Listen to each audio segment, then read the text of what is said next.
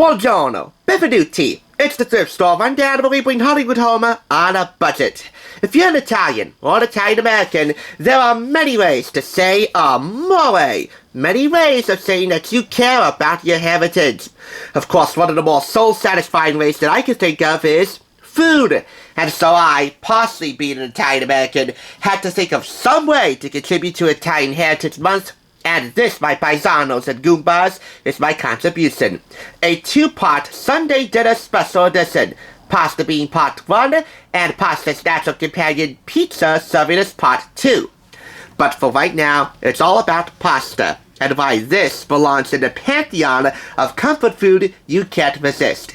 And knowing that we're in comfort food season right now, you'll want to pay attention to this video. This is the March 2021 issue of Food Network magazine that was supposed to be delivered to my house as part of my free subscription that I was gifted for my high school graduation from my partner in crime, Donna Iannelli, a former teacher at Dan Morgan Academy, which also houses International High School, the latter of which I'm a proud alumni of. Well, somewhat proud. It never came, so I happened upon this for the first time at a ShopRite in Paramus where it was being sold for retail. Even though it wasn't a bad retail price, I still had to watch my bus fare, so I decided to let that one go. So while this isn't free, and while this wasn't purchased retail, it does, however, hit a happy medium. My kind of medium. This was procured for 25% off $1.49 from Unique Thrift Store in Paterson, New Jersey. That's how we do it around here, 98% of the time anyway. In addition to spaghetti and meatballs and other delicious pasta-like offers you can't refuse, like amazing lasagna, easy orecchiette, cheesy rigatoni, and perfect penne, we also have, as per use, dinners from the pros, Sunny Anderson, Giada Di Laurentiis, Ida Garden, and Cardia Brown of Delicious Miss Brown, and banana pudding for dessert, which all add up to 52 new recipes. But before we get digging in, let's first like these pics of the pros with their pasta, the stars and their carbs.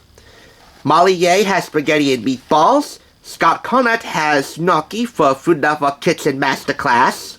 Sunny Anderson has a sausage rigatoni pie. Kaylee Beagle's dog Gus is ready for a big pasta dinner that looks like rigatoni or penne. Monique Chauhan's daughter Slogan loves ramen just like mom. No shame in making ramen, just don't go posting it on social media unless you accessorize it to the nines. It is technically a pasta. And finally, Jeff Muller and his son Lorenzo spicing up mac and cheese with flamin' hot Cheetos. Now that I gotta ask, why? But again, no shame. That's definitely more suitable for college dorm students. We have here Molly Carpenter's welcome letter. This is the comfort zone. This takes you inside the process of selecting a recipe to feature on the cover of Food Net Mag, like this bowl of spaghetti and meatballs. It's not all glitz and glamour, even though it's all edible glitz and glamour. Just like in the actual fashion industry, it's a lot of hard work, and a lot of self-restraint on part of the food stylists, just as long as they don't eat what they're styling for the camera. Now let's take a quick tour of the Velasco family home in New Jersey. Now you know Buddy Velasco, one of Jersey's finest, the one and only cake boss of TLC, Food Network, and beyond. This is the home that he shares with his wife Lisa and 4 kids, Carlo, Bartolo, Sophia, and Marco. This is the great room, the principal room. This is the family room. We also have the wine tasting room, the dining room, an indoor movie theater. That's right, an in-house movie theater. How cool is that? And finally, the room that just might top it all off, a bowling alley. Now you guys might know that way back when, as he was doing some repair work in the alley, Buddy suffered a major hand injury that left him unable to play for months. He's all healed up now, and if I was ever to face him in a bowling tourney, well, you guys seen how I bowled before. It's a fair assumption that he would kick my culo into next week.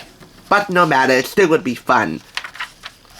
These are some of the decor options that Velasco's like in their home, and that you can purchase online to add a Velasco touch to your home. But enough decor, let's get right into the food. We're in the pasta section proper. This is Sunny Anderson's fan-made, crowd-sourced spaghetti and meatballs, comprising of the following 3 statistics. 1. 70% of fans adding garlic to the meatball mix. 2. 90% of fans shaping the meatballs into a golf ball. And 3.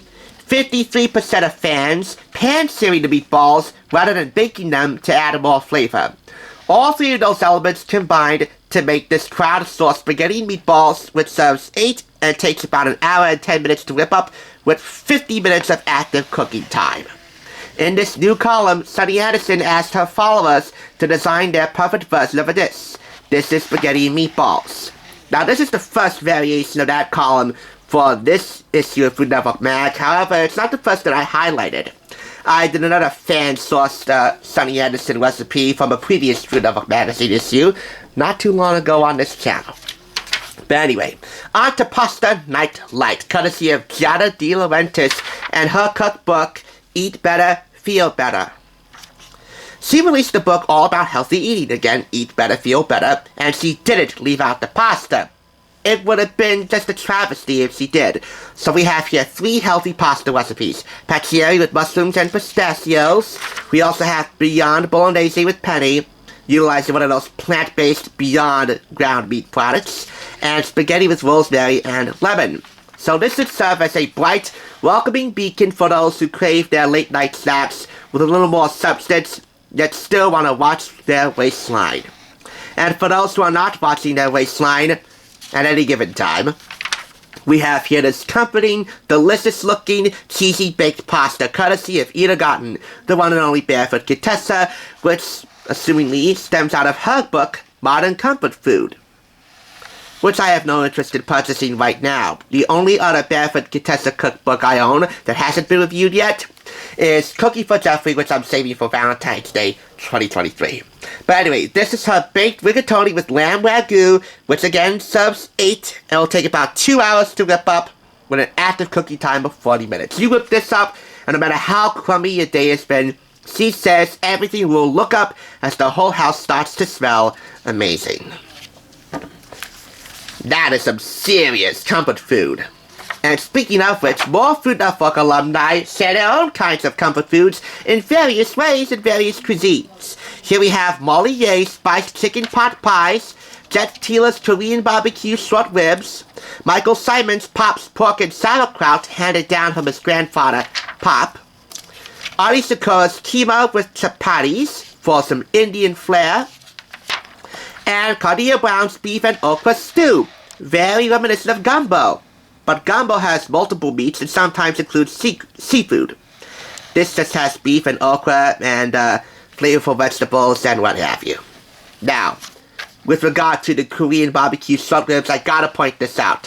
Last week on the Rachel Ray Show, Rachel welcomed Punky Brewster and Sabrina the Teenage Witch alumni, the love of my life, SOLEIL FRYE, into her kitchen as she whipped up a family favorite, Korean barbecue short ribs. Not exactly Jet Tila's recipe, but a recipe that was handed down from Sandra Pelus, Soleil's mom, who was a natural in the kitchen. Hello, she was a chef, to Soleil herself, who also proved to be a natural in the kitchen. So her kitchen prowess certainly is hereditary. That just blew my mind. And I mean it in a semi-hyperbolic way. Come on, my current crush and my favorite childhood hero, one of my favorites, SOLEIL FRYE being the former, Rachel Ray being the latter, forget about it. The clip will be linked below if you want to check it out, and you really should. It's awesome. You add in a pasta IQ quiz and some St. Patrick's Day elements, including the guide to America's best Irish pubs and weekday cooking fare, and you got a taste-tempting virtual abundanza of a Food Network bag right here. Did I mention this also has a guide to making lasagna cake? Ah, yeah. Any big casserole, any big lasagna type preparation can and will be made into an actual dessert. Thanks to Food Network Magazine and their brilliant laziness. Now, before I go ahead and tie a speck of bow tie pasta on this issue, I just gotta tie this in. If you're watching this in real time and you're actually at the Food Network New York City Wine and Food Festival. It's 15th iteration, going on for 4 days, October 13th to the 16th. You might be on the last leg of this adventure, so make sure you savor all of the wild deliciousness you can. Now, if you were one of the lucky ones that got to go to the festival, and are still there right now, possibly having a break and watching this video, you should have had this schedule given to you when you entered. If not, well, here we go. Now, this was hosted by God's Love We Deliver. If you're not aware of what that charity is, it's a food-based charity that prepares and distributes healthy meals to the infirmed and the elderly throughout New York. I bought and reviewed their cookbook, which I gotta say was a real star-studded affair. Let me put this down. And that, of course, will also be linked in the description. So here we have a complete itinerary of tastings, demonstrations, events galore from some of the best chefs throughout New York City, and of course, Food Network alumni. Some of the best stars Food Network has to offer as well. A bunch of advertisements round out this issue, along with a thank you for all their sponsors, including the Pioneer Woman magazine, which will make its debut on TSR in the near future. I bought an issue once, and it's my first issue of the Pioneer Woman magazine, so make sure you check that out. And make sure you keep this issue around if you were lucky enough to get this brochure when you enter the festival. I got this for free from one of the local diners here in Patterson because it was an appetizing supplement to the New York Post. I assume they own a lot of New York Post issues because there were plenty of copies of this in that diner, so I asked them if I could have one copy, and they said, sure, why not? I guess it was taking up space. Well, it takes up space in my house, but it takes up a very proud space, let me tell you that. So everything being said, this gets 5 out of 5 claps apiece for a total of 10 out of 10. You know, come to think of it, I've reviewed a bacon issue, a cheese issue, a chocolate issue, and now a pasta issue. So we really do have the unholy quadfecta of vice-like foods that folks might have to cut out if they're on a diet or make appropriate alterations to, because you can't have too much of these things. If you guys think of any other vice-like foods that Food Network magazine should dedicate a special issue to, let me know in the comments and I will relay your messages to Molly Carpenter's ears. But in the meantime, whether as part of that aforementioned vice food group or on its own, this issue is going to give you plenty of ways to understand what love in a bowl, on a plate, and twirled on a fork really is. And now, it's chow time because it's chow time. I want to be famous. Damn, look at this. Bowling. It's gonna be a fun day, I guess.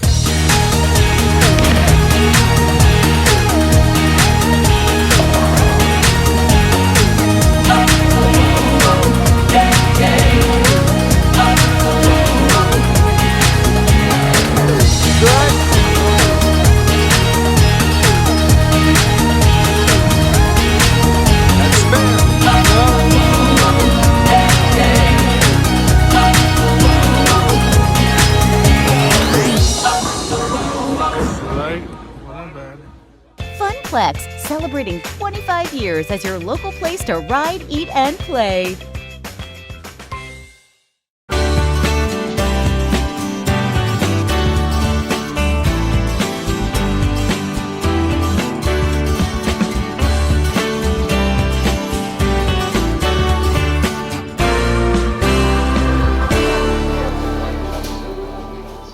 Thanks for watching TSR. Now, to see another awesome review like this one, click here. If you want to become a Hollywood bargain hunter, click here to subscribe. Now catch you on the thrift side.